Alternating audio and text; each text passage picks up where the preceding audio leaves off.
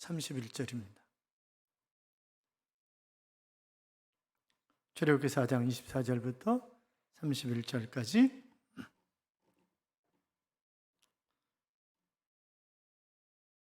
교도하겠습니다. 24절 제가 했습니다.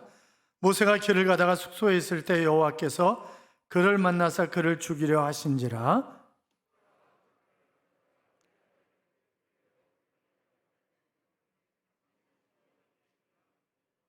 여호와께서 그를 놓아주시니라. 그때 시보라가 피난 편이라 함은 할례 때문이었더라.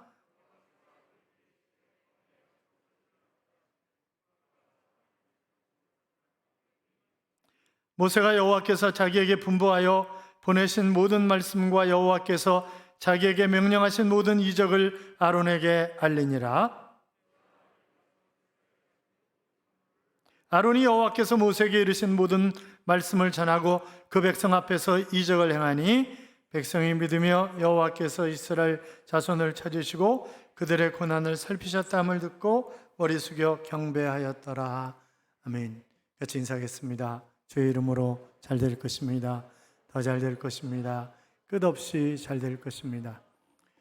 예배 자리에 함께 하신 여러분, 하나님께서 이 한 주간도 여러분과 동행하심으로 행복한 잘 되는 한 주간의 삶이 될 줄로 믿습니다.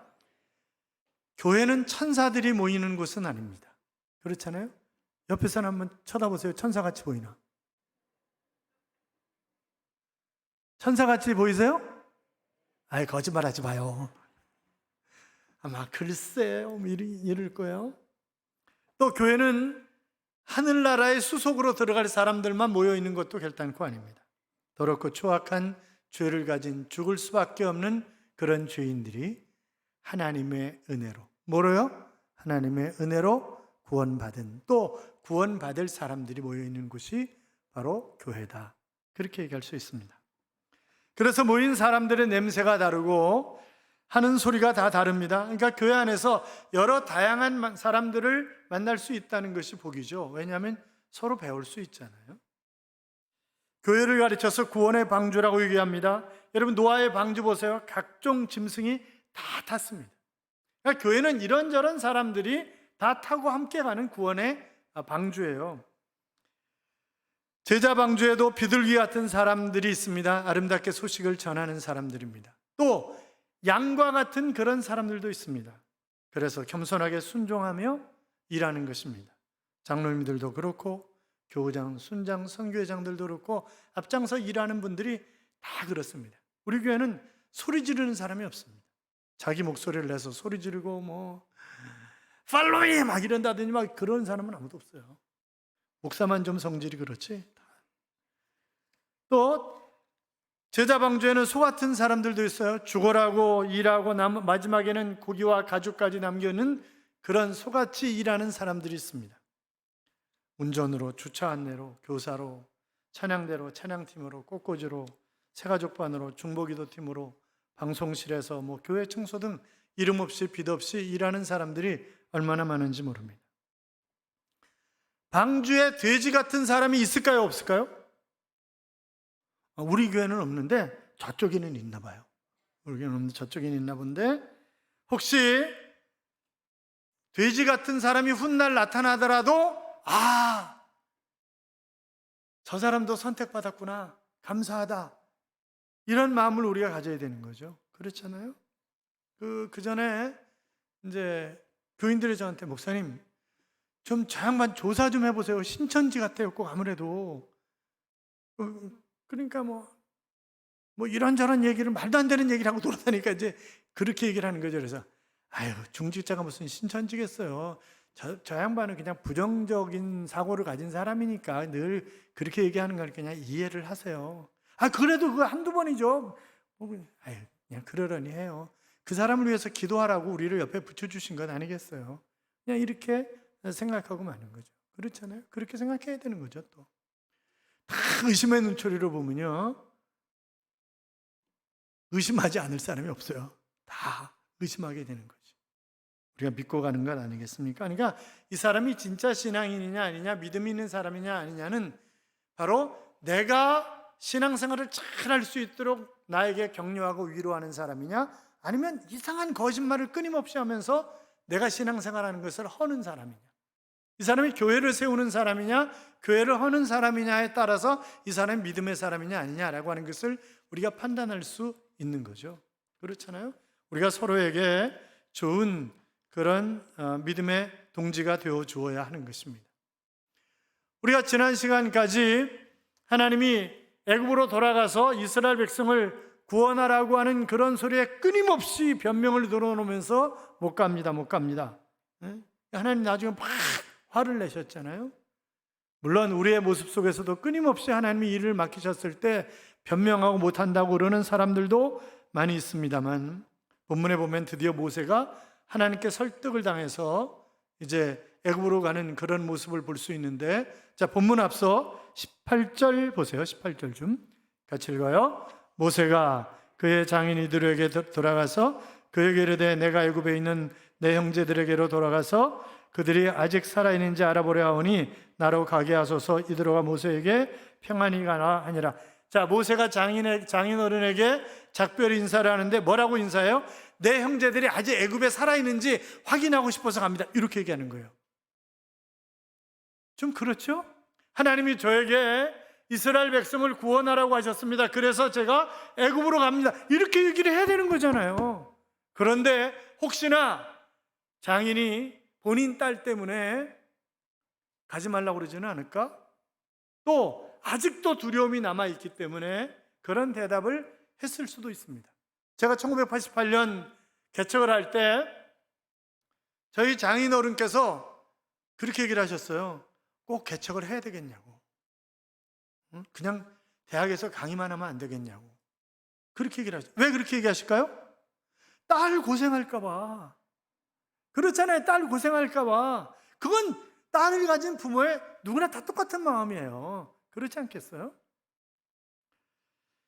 자, 어떻든 이 사람 정상적인 대답을 하지 않는 거예요. 19절에 보면 여호와께서 미디안에서 모세에게 이르시되 애굽으로 돌아가라. 내 목숨을 노리던 자가 다 죽었느니라. 우리가 지난 시간에 이 말씀을 보았던 것처럼 이것은 모세에게 상당한 위로가 되는 그런 말씀이었을 거예요. 자기를 괴롭히려고 했던 사람들이 이미 다 죽었다, 그렇게 말씀하셨으니까. 여러분 시편 121편 5절 이하에 보시면 여호와는 너를 지키시는 이시라. 여호와께서 내 우편에 그늘이 되시나니 낮에 해가 너를 상치 못하며 밤의 달도 너를 해치 못하리로다. 그렇게 말씀하셨는데 그 말씀을 믿으십니까? 믿는 분들은 크게 아멘, 아멘. 우리가 그 말씀을 믿어야 된다고요. 그분은 언제든지 우리를 지키시고 인도하시고 보호하시는 그런 하나님이십니다. 우리가 어떤 환경에 처하고 무엇에 둘러싸인다 할지라도 두려워할 필요가 없는 거죠. 왜냐하면 전지하시고 전능하신 하나님께서 나와 함께 하시기 때문에 그렇습니다. 자, 20절에 보면 모세가 그의 아내와 아들들을 나귀에 태우고 애굽으로 돌아가는데 모세가 하나님의 지팡이를 손에 잡았더라. 자, 지금 모세가 일해야 할 곳이 어디예요? 애굽이에요. 자기도 애굽으로 돌아가야 된다는 건 너무나 잘 알고 있어요. 그러나 지난 40년 동안 정말 힘들고 어려운 그런 삶을 살아온 거죠. 그가 나는 돌아가야 된다라고 하는 그 생각을 가지고 있었다는 것을 자기 아들의 이름에서도 우리가 찾아낼 수 있는 부분이죠. 왜냐하면 첫째 아들을 낳았을 때 나는 이방에서 객이 되었다. 나는 객이다. 이제 돌아가야 된다. 그래서 게르솜이라고 아들 이름을 지은 거 아니에요. 그리고 오늘 본문 20절에도 보면 난 돌아가야 된다. 돌아가는 거다. 지금 돌아가는 거다.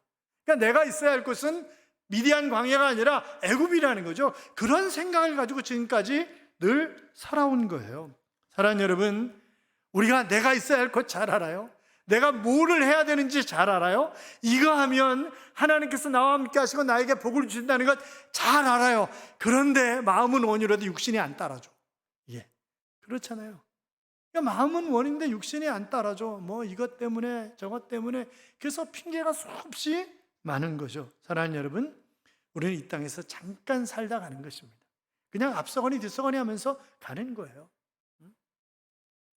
그리고 영원한 천국에서 영원 무궁토록 하나님과 함께 지내는 거잖아요. 그러니까 그것을 기대한다면 하나님이 나에게 어떤 일을 맡기셨을 때 못한다 뭐 이런 핑계를 댈 하등의 이유가 없는 거죠. 그냥 덤벼드는 거예요. 자, 하나님은 모세를 애굽에서 고생하는 이스라엘 백성을 구원하도록 가라고 명령을 하셨습니다. 자, 인도하는 자는 바로 인도자는 인도를 기다리는 사람들의 곁에 있어야 하고 일꾼은 일거리 옆에 있어야 되는 것 아니겠습니까? 1870년대 80년대 초반 이럴 때 미국에서 그냥 이렇게 선교단체에서 아니면 개인적으로 내가 조선이라고 하는 땅에 가서 좀 일을 해야 되겠다, 의료 선교를 해야 되겠다, 이렇게 생각하고 우리나라에 들어왔던 분들이 계세요. 그러면 생긴 게 다르잖아요, 우리하고. 그러니까 우리나라 사람들이 아이고 양키, 코쟁이 이러고 이제 이렇게 불렀던 거라는 거예요. 그런데 이 사람들이 들어와가지고 아픈 사람이 있으면 찾아가서 고쳐주고 좋은 일을 자꾸 하니까 야 저기 미국 사람 간다 이렇게 바뀌더라는 거예요. 또 어느 날 그 미국인 의사가 정말 한 아이가 아플 때 지극정성으로 며칠 밤을 지새우면서 결국 아이를 고쳐내니까 야 우리 곁에 천사가 계셔 이렇게 얘기를 하더라는 거죠. 그러니까 양놈, 양키, 코쟁이 이랬다가 미국 사람, 미국분 이러다가 천사 이렇게 바뀌어가더라는 거예요. 여러분, 내가 있어야 할 자리에 있어서 최선을 다해서 일하면 궁극적으로 좋은 소리 듣게 돼 있어요. 그렇잖아요. 아니 하나님이 그렇게 빚어가신다고요. 자, 모세가 애굽으로 돌아가면서 무엇을 들고 갑니까? 지팡이를 들고 갔습니다. 그런데 지금 그 지팡이를 뭐라고 얘기하고 있어요? 하나님의 지팡이라고 얘기를 하고 있어요. 모세의 지팡이에요. 그런데 하나님의 지팡이라는 거예요. 뭐예요? 지팡이가 지금 요술을 부린 거예요? 그게 아니라 모세가 양칠 때 썼던 지팡이지만 이제는 모세가 하는 일에 거역하는 자들을 제거할 때 쓸 수 있는 능력의 지팡이이기 때문에 바로 하나님의 지팡이다 이렇게 표현을 하고 있는 거예요. 사실은 모세가 하나님의 지팡이를 잡은 게 아니라 모세는 지금 하나님을 잡고 있는 겁니다.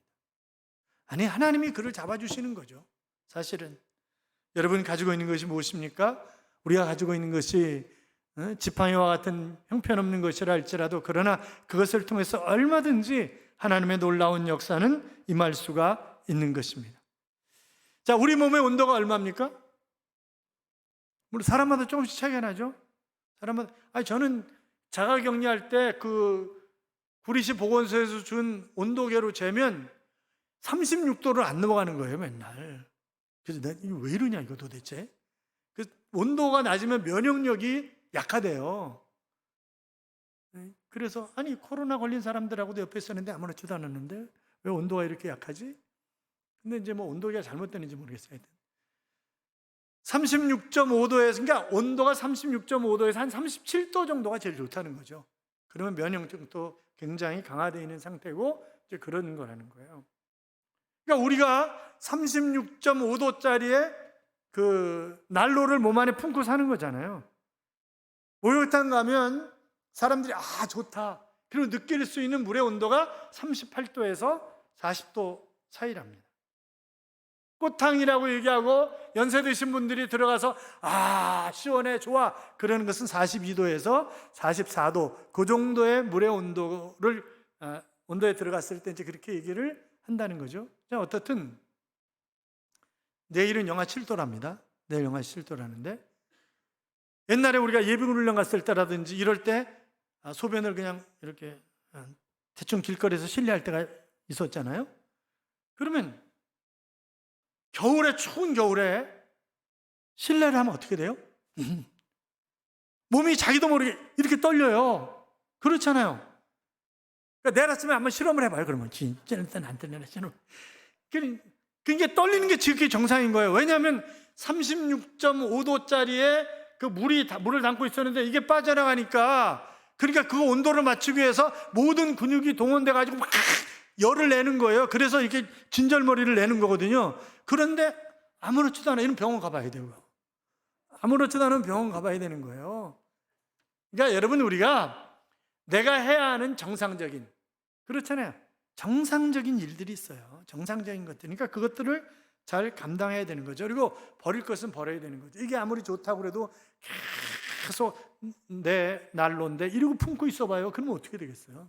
그러니까 내보낼 건 내보내야 되는 거죠. 그러니까 우리가 하나님의 일을 하는 데 있어서 내가 버려야 될 것 과감하게 버리지 않으면 절대 하나님의 뜻을 따라 사명을 감당할 수가 없는 것 아니겠습니까? 자, 21절부터 23절까지 같이 읽어요. 여호와께서 모세에게 이르시되 내가 애굽으로 돌아가거든 내가 내 손에 준 이적을 바로 앞에서 다 행하라. 그러나 내가 그의 마음을 완악하게 한즉 그가 백성을 보내주지 아니하리니 너는 바로에게 이르기를 여호와의 말씀에 이스라엘은 내 아들 내 장자라. 내가 내게 이르기를 보내주어 나를 섬기게 하라 하여도 내가 보내주기를 거절하니 내가 내 아들 내 장자를 죽이리라 하셨다라 하시니라. 자, 지팡이를 잡고 출발하는 모세에게 애굽에 가서 할 일, 그리고 어떤 반응이 나올 것인가, 그리고 그 반응에는 어떻게 대처할 것인가 하는 것을 지금 다 얘기해 주시는 거잖아요, 하나님이. 그러니까 일할 만하죠, 뭐. 그렇잖아요? 아니, 하나님이 다 코치하시고 이러는데 뭐 못할 게 뭐 있겠어요? 그렇잖아요? 그런데 여기 좀 주의해야 할 번역이 있어요. 하나님께서 바로를 완악하게 하셨다. 그러면 바로는 완악한 사람이 아닌데 마치 하나님이 바로를 완악하게 하고 그리고 모세로 하여금 치시게 하는가? 그건 아닌 거예요. 신학적인 용어로 허용작정이라고 얘기를 하는데, 그러니까 이 사람 바로는 원래 완악한 사람이에요. 그냥 완악한 사람을 완악한 사람으로 쓰임받도록 그냥 하나님이 허용하셨다는 거예요. 그런 거지 하나님이 그를 완악한 자로 만드셨다는 것은 결단코 아닙니다. 자, 믿음이 자라길 원한다면 우리가 손 걷어붙이고 봉사하면 됩니다. 늘 말씀드리잖아요. 일은 축복이라는 단어와 어원이 같다. 아니, 손해보면 손해보지 뭐. 왕따 당하면 왕따 당하지 뭐. 아니, 망하면 망하지 뭐. 그냥 하나님 뜻이 그거라면, 그리고 그러고 가면 그 하나님이 그냥 두시겠어요? 그렇잖아요? 순종하지 않고는 하나님의 능력과 치밀하신 그분의 계획과 섭리를 결단코 맛볼 수가 없는 것입니다.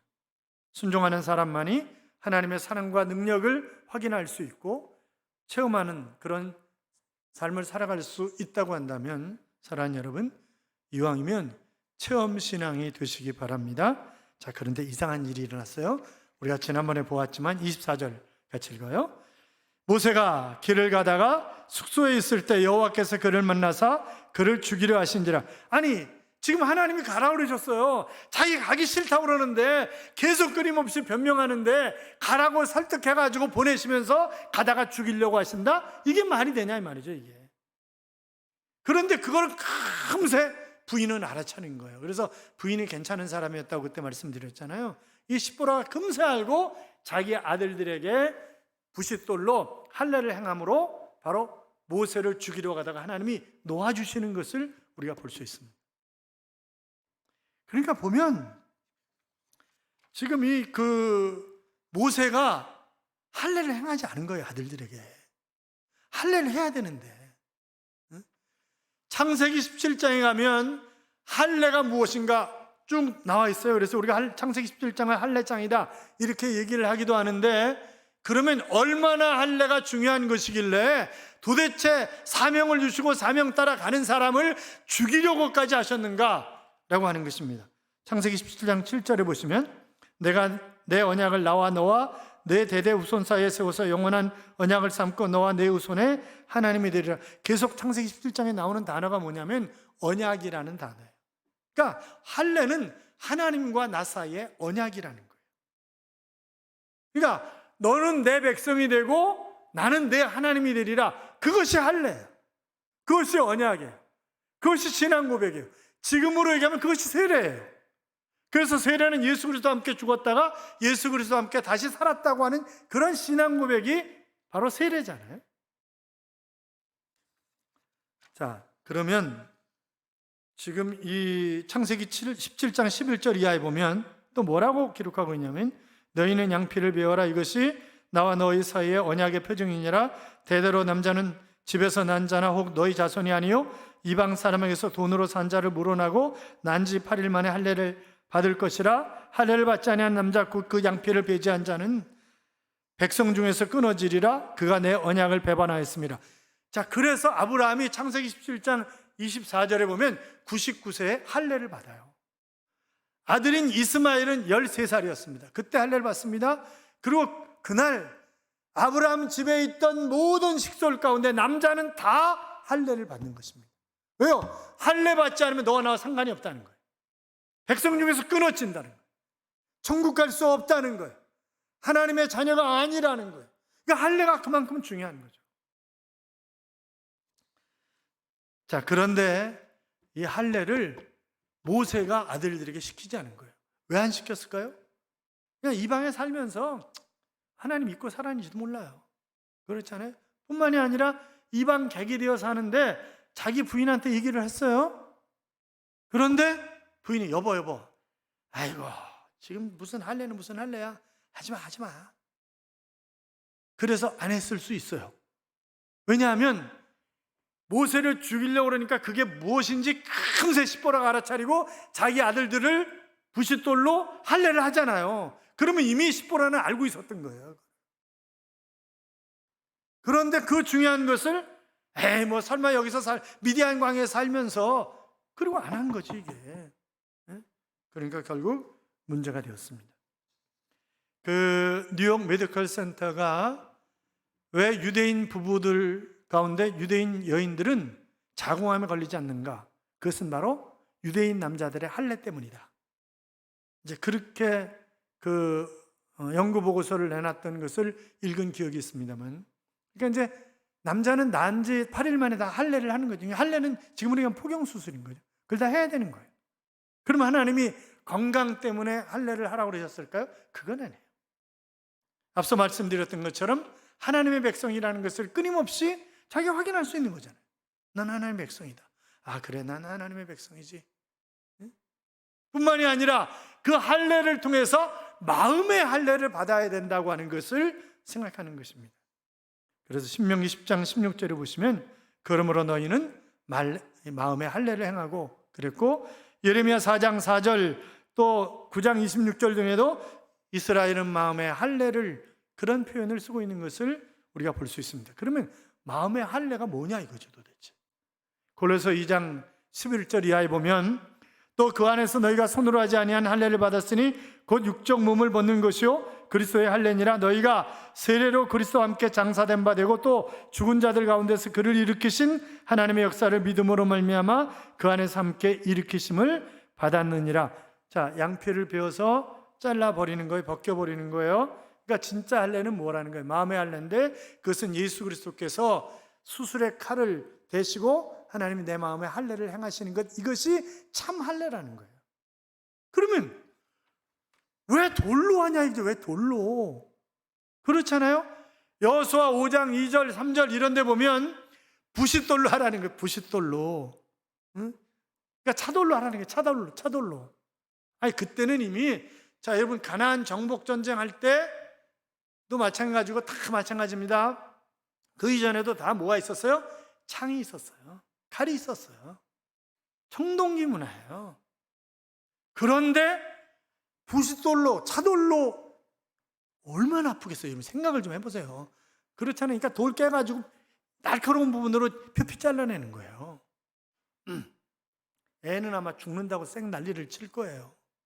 그런데 그렇게 하는 거예요. 그러면 왜 그랬을까? 왜 돌로 했을까? 거긴 특별한 의미가 있지 않겠는가? 그런데 성경에서 돌은 예수 그리스도를 상징하는 것입니다. 예수 그리스도를 상징하는 거예요. 그래서 예수님도 자신이 건축자들의 버린 돌에 모퉁이의 머릿돌이 되었다, 이렇게 말씀을 하시는 것을 볼 수 있잖아요. 다니엘서도 보면 사람의 손으로 하지 아니하고 뜨인 돌이 세상을 다 쳐서 멸망시키느니라, 이런 말씀을 하고 있는 것을 우리가 볼 수 있단 말이죠. 그러니까 끊임없이 성경이 말씀하고 있는 것은 바로 이 돌은 예수 그리스도를 상징하는 것이다, 그렇게 우리가 볼 수 있을 것입니다. 자, 그리고 이제 27절 28절 봐요. 27절 28절 같이 읽어요. 여호와께서 아론에게 이르시되 광야에 가서 모세를 맞으라 하시매 그가 가서 하나님의 산에서 모세를 만나 그에게 입맞추니 모세가 여호와께서 자기에게 분바하여 보내신 모든 말씀과 여호와께서 자기에게 명령하신 모든 이적을 아론에게 알리니라. 여러분 기가 막히지 않으세요? 그때 휴대폰이 있던 시절 아니에요. 그렇잖아요.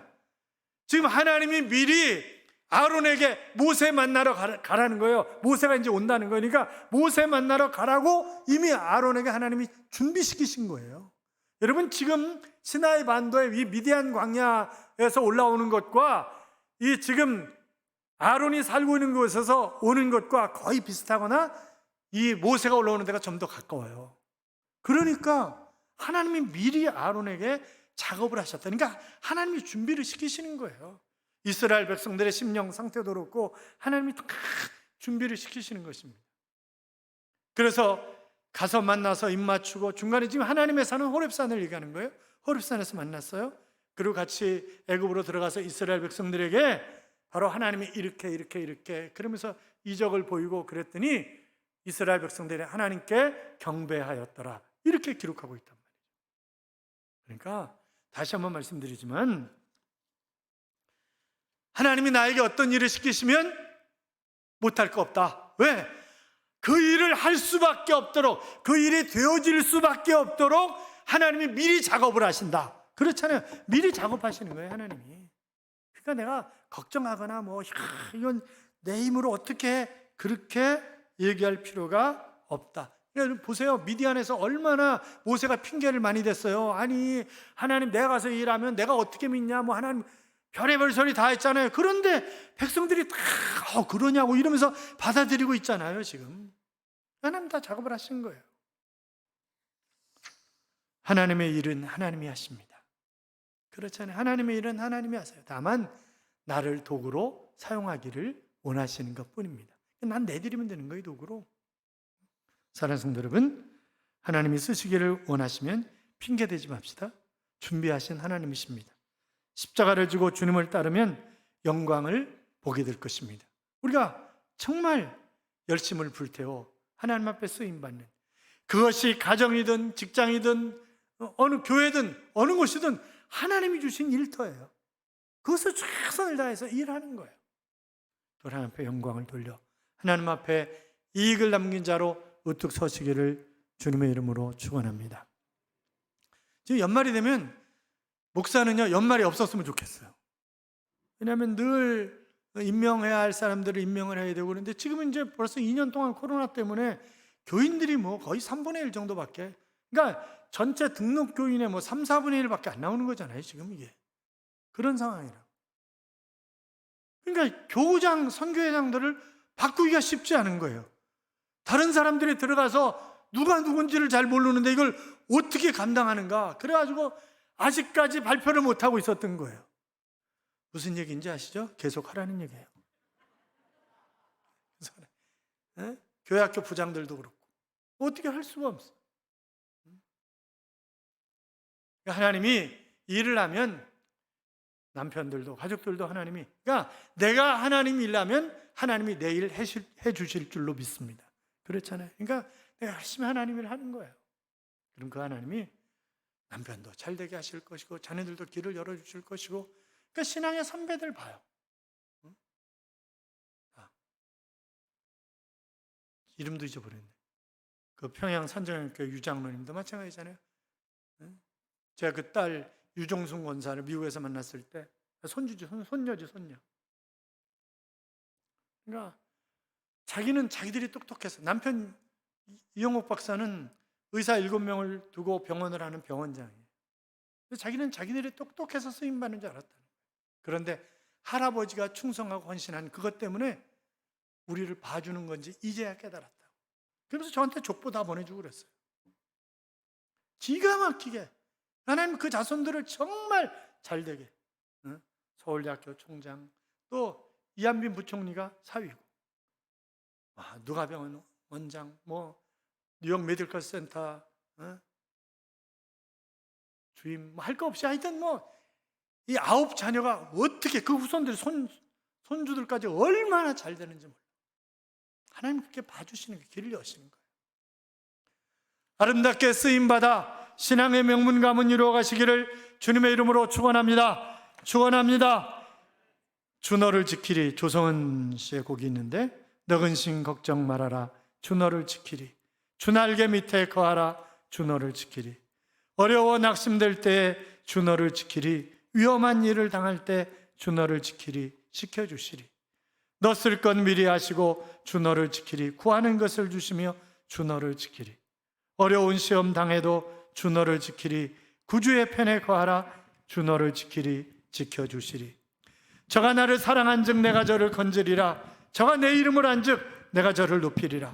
저가 내게 간구하리니 내가 응답하리라. 저의 환난 때에 내가 저와 함께하여 저를 건지고 영화롭게 하리라. 주 너를 지키리. 아무 때나 어디서나 주 너를 지키리. 늘 지켜주시리. 주 함께라고 하는 그런 찬양입니다. 사랑하는 여러분, 주님이 어떤 상황, 어떤 곳에서든지 우리를 지켜주실 줄로 믿습니다. 그 하나님 때문에 위로받고 그 하나님 미리 작업을 하신다는 것을 알고 아름답게 쓰임받는 삶이 되시기를 주님의 이름으로 축복합니다.